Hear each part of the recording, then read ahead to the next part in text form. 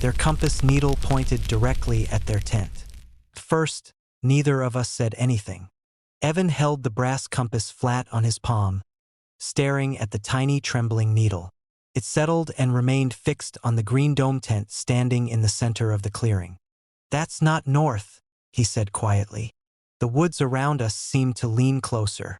We had spent most of the day hiking through state forest, following old trails that gradually faded into game paths and then into nothing at all. By late afternoon, we'd accepted that we weren't making it back to the trailhead before dark. The clearing beside a narrow creek seemed as good a place as any to spend the night. The tent sat exactly where we had pitched it. The compass insisted north was inside it. I laughed uneasily. "Maybe you've got something magnetic in your pack." Evan shook his head. "Watch." He turned slowly. The needle turned with him, always pointing toward the tent. I took the compass and tried it myself. The result was the same. 20 feet away, 40 feet away, near the creek, near the tree line. The needle never pointed anywhere except the tent. Eventually, we convinced ourselves the compass had somehow broken, but neither of us sounded convinced. As evening settled over the clearing, the forest became unnaturally quiet. The absence of sound stood out more than any noise could have. No birds, no insects, no distant rustling in the undergrowth. Only the faint trickle of water moving over stones in the creek. The silence seemed to deepen as darkness spread between the trees. The tent glowed softly in the firelight. Nothing about it appeared unusual, yet I found my eyes returning to it again and again. Every time I looked away, I felt an urge to look back. Before bed, Evan checked the compass one final time. The needle pointed directly at the tent. Neither of us commented. That night I woke abruptly. For several seconds I couldn't identify what had disturbed me. Then I realized what was missing. The creek. I couldn't hear it anymore. The forest had become completely silent. Not quiet, silent. The difference made my skin crawl. I checked my watch. 2:16 a.m. A shadow moved across the tent wall. I froze. The shape slid slowly over the nylon. Human-sized, distinct. Then it vanished. My heart hammered. I sat upright and listened. Nothing. No footsteps. No breathing. No movement. Only silence. After nearly a minute, I unzipped the tent and peered outside. Moonlight washed over the clearing. The trees stood perfectly still. No person. No animal. No sign that anything had been there. The creek flowed quietly again. I stared into the darkness until my eyes hurt. Eventually I crawled back inside. Sleep returned only in fragments. The next morning I mentioned the shadow. Evan looked uncomfortable. "I heard someone walking around." I stared at him. "When?" "Middle of the night." "Why didn't you wake me?" He hesitated. "I thought it was you." The answer lingered between us. Neither of us spoke much after that. Before breaking camp, Evan checked the compass again. The needle still pointed at the tent. We searched the clearing. Buried metal, old equipment, anything that might explain the behavior. We found nothing. Eventually we packed up and left. At first I felt relieved. The feeling didn't last. Within an hour the woods began to feel wrong. The forest seemed denser. Landmarks appeared unfamiliar. The sunlight looked strangely dim despite the clear sky overhead. Most unsettling was the complete absence of wildlife. The woods felt abandoned. When we checked the compass again, the needle spun wildly before settling. Toward the tent. Toward the camp behind us. Evan stared at it for several seconds. Neither of us said what we were thinking. We continued walking. By afternoon we should have reached the road. Instead we stepped through a stand of pines and emerged beside the creek. The clearing waited ahead. The tent stood exactly where we had left it. For several seconds neither of us moved. "We walked straight," Evan whispered. "I know." We never turned around. The sight of the tent filled me with a deep, irrational dread. It looked completely ordinary, yet something about it felt wrong now, like seeing a familiar face in the wrong place. We approached cautiously. Everything remained untouched. The entrance flap hung exactly as before. The guy lines were unchanged. The fire ring still contained yesterday's ashes. Evan removed the compass. The needle pointed through the floor of the tent. Not generally toward it. Toward a specific location near the center. We emptied everything from inside. Sleeping bags, packs, cooking gear. The needle continued pointing downward. Toward the earth. Evan pulled a folding shovel from his pack. Neither of us suggested another option. We started digging. The soil gave way surprisingly easily. Pine roots twisted through dark earth. The deeper we dug, the colder the air became. At first I assumed it was my imagination. Then I saw my breath. The afternoon temperature was nearly 70 degrees. Yet white vapor drifted from my mouth. Evan noticed too. Neither of us acknowledged it. The clearing seemed darker now. The surrounding trees looked taller, closer, as though they had shifted inward while we weren't paying attention. At roughly 2 feet deep, the shovel struck something solid. A hollow wooden knock echoed upward. We cleared away more soil. Weathered boards emerged. Gray, ancient, rectangular, long enough to hold a body. The realization arrived all at once. Coffin, buried directly beneath our tent. My stomach tightened. The compass needle pointed straight at it. Unwavering. "We need to leave," I said. Evan nodded immediately. Neither of us wanted to uncover the rest. We packed in silence and left the clearing behind. For a while everything seemed normal. Then dusk arrived. Much too early. The light faded rapidly between the trees. Shadows pooled beneath the branches. The forest felt impossibly large. Then we heard it. A zipper. Faint. Metal scraping against metal. We stopped. The sound came again. Long. Slow. Unmistakable. A tent door opening. Somewhere behind us. Neither of us spoke. We started walking faster. A few moments later footsteps followed. Crunch. Crunch. Crunch. Measured steps through leaves and pine needles. Whenever we stopped, the footsteps stopped. Whenever we moved, they resumed. Always at the same distance. Always behind us. The sound continued for nearly an hour. Finally, Evan spun around and shouted into the darkness. The footsteps ceased. Silence returned. Then a voice answered. His voice. Perfectly his. "Don't leave me." Evan went pale. Another voice followed. Mine. "Come back." The words echoed through the trees. Then came more voices. Copies of us. Calling from different directions. Sometimes close. Sometimes distant. Always urging us to return. We ran. Branches whipped our faces. Roots threatened to trip us. The voices followed through the darkness. Multiplying. Repeating. Calling our names. At some point the ground sloped downward. We burst through thick brush and stumbled onto a gravel service road. The voices stopped instantly. The silence that followed felt almost as frightening. Hours later, we reached a ranger station. The next morning, 3 rangers accompanied us back into the forest. Finding the clearing took nearly 4 hours. The tent remained exactly where we had left it. The excavation pit remained open. The coffin remained buried beneath. The rangers uncovered the rest. The wood was ancient and fragile. No markings, no hardware, nothing identifying. When they finally opened it, everyone stepped back. The coffin was empty. Then one ranger pointed toward the interior. The wood was covered with scratches. Thousands of them, layer upon layer, as though someone had spent years clawing at the surface. Near the head of the coffin, hidden beneath overlapping marks, a sentence had been carved. "We stay inside the tent now." No one could explain it. The coffin was removed. The site was closed. Official reports referred only to an illegal burial. Nothing more. Months passed. I tried to forget. Then one night Evan called. His voice shook. "Do you still have the compass?" I did. Stored in a drawer. And used since the trip. "Check it." I opened the lid. The needle swung immediately. Not north. Toward my bedroom window. toward the darkness outside. My pulse quickened. "Mine too," Evan whispered. Then I heard something beyond the glass. A faint metallic rasp. Slow, deliberate. The unmistakable sound of a zipper being opened. For the first time since the forest, I understood what the message inside the coffin meant.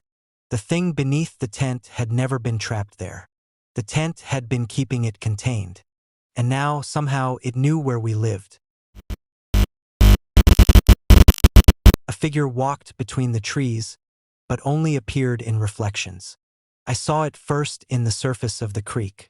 One moment I was crouched beside the water filling a bottle. The next, I noticed movement behind me. Not in the forest itself, but in the wavering reflections spread across the dark current. Person, tall, standing between two pines.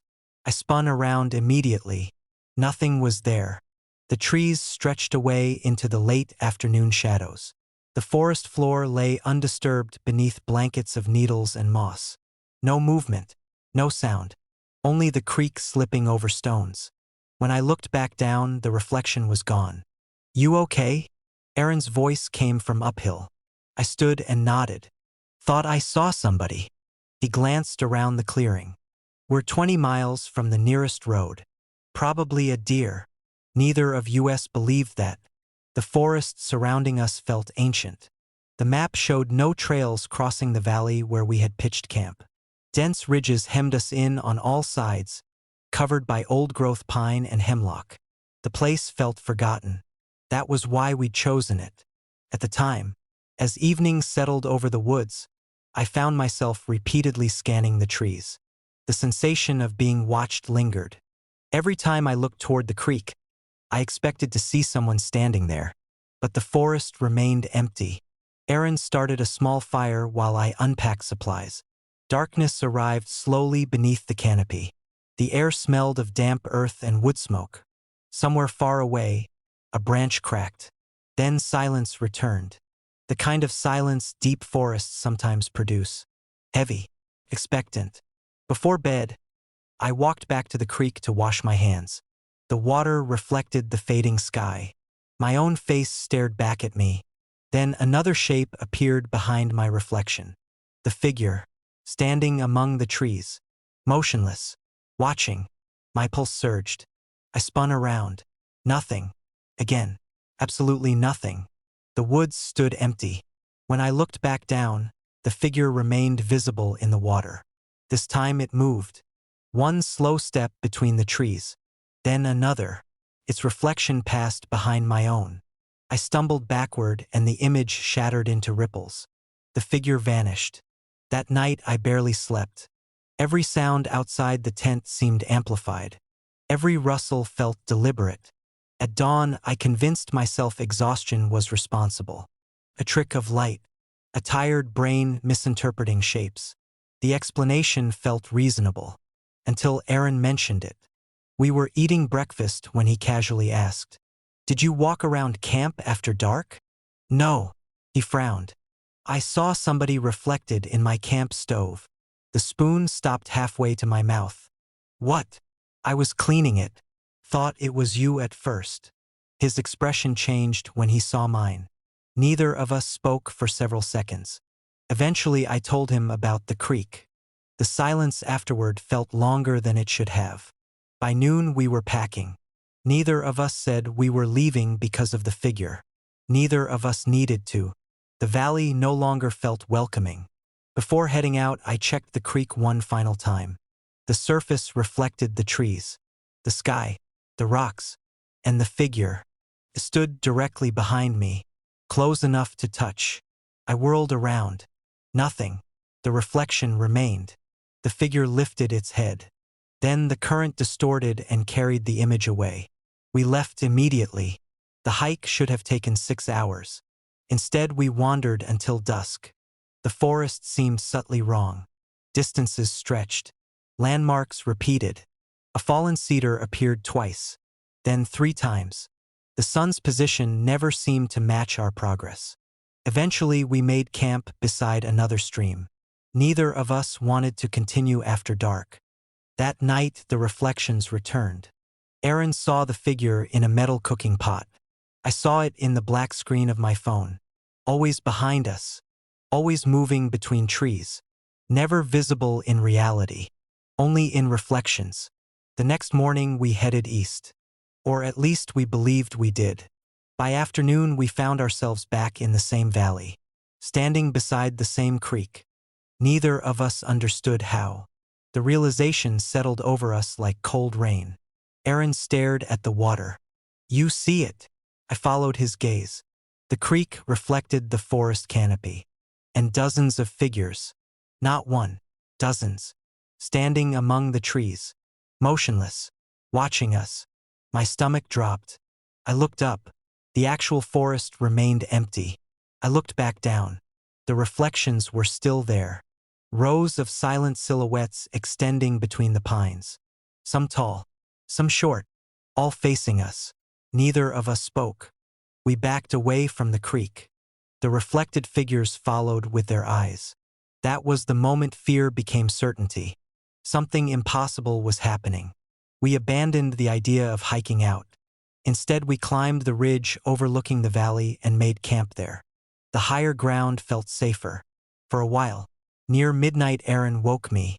His face looked pale in the darkness. "Look." He handed me a compact signal mirror. The reflective surface trembled in his hand. I looked into it. At first I saw only myself. Then the background shifted. The forest behind my reflection wasn't the forest around us. The trees were wrong. Thicker. Darker.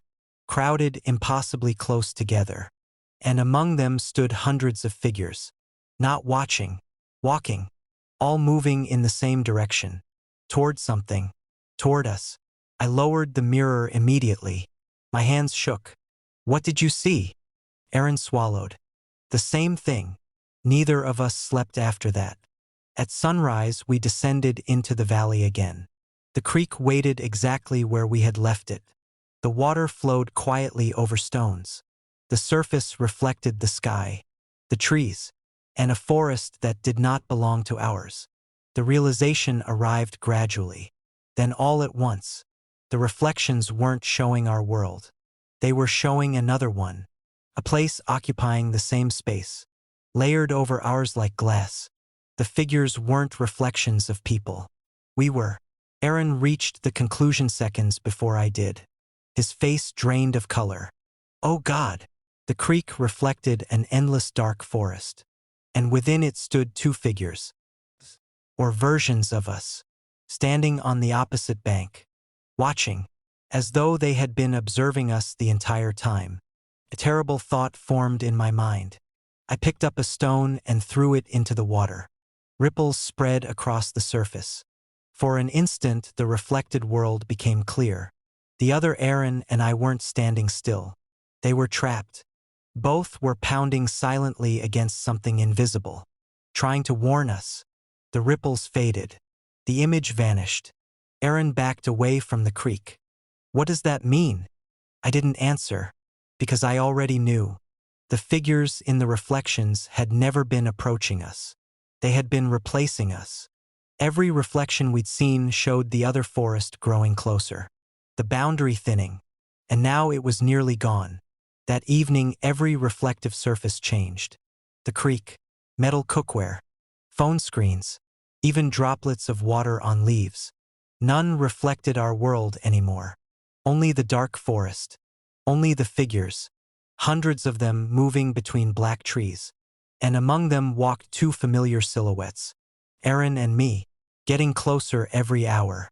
As night fell, the air became unnaturally cold. The forest around us grew silent.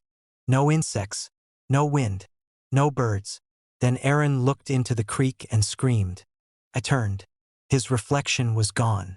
The water reflected only me, standing alone. I grabbed his shoulder. He was still there, still solid, still breathing. But every reflective surface insisted otherwise. His face twisted with panic. "We have to get out." We ran. The woods blurred past. Branches tore at our clothes. Behind us came no footsteps, no pursuit, only silence. Hours later, we reached the old fire road leading out of the valley. Relief surged through me. Then I noticed the puddle beside the road. Its surface reflected the moonlight. And Aaron. Only Aaron. I wasn't there. My breath caught. Aaron saw it too. We slowly raised our eyes. For several seconds, neither of us spoke. Because standing beside the puddle was another man. My face, my clothes, my expression. Perfect. He stared at me calmly, as though waiting. Then he stepped backward into the darkness between the trees. And vanished. Aaron grabbed my arm.